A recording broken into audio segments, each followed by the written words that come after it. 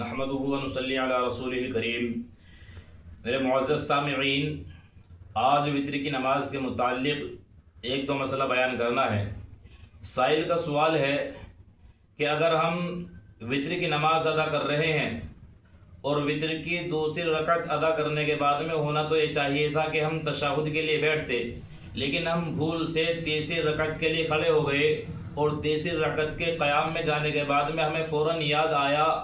کہ ہماری تشہد چھوٹ گئی، تو اب کیا ہم تشہد کے لیے لوٹیں گے یا پھر قیام کی حالت میں کھڑے رہیں گے، اور ہماری وتر کی نماز کس طرح سے درست ہوگی؟ تو میرے عزیزو، اگر ایسی صورتحال پیش آئی ہے کہ ہم بھولے سے تیسری رکعت کے لیے تشہد پڑھے بغیر کھڑے ہو چکے ہیں،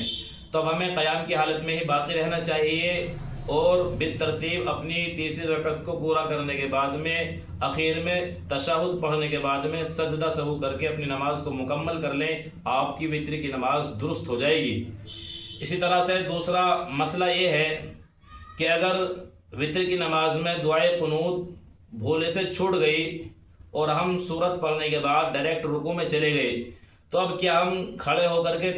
دعائے قنوت پڑھیں گے یا پھر رکوع میں ہی جانے کے بعد میں اپنی نماز کو مکمل کر لیں گے؟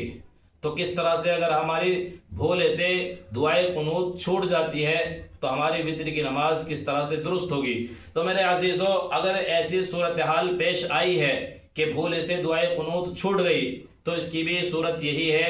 کہ پھر تیسری رکعت میں تشہد کے بعد میں سجدہ سہو کر لیں۔ سجدہ سہو کرنے سے آپ کی نماز درست ہو جائے گی۔ اللہ تبارک و تعالی ہم سب کو سمجھ کر عمل کی توفیق عطا فرمائے۔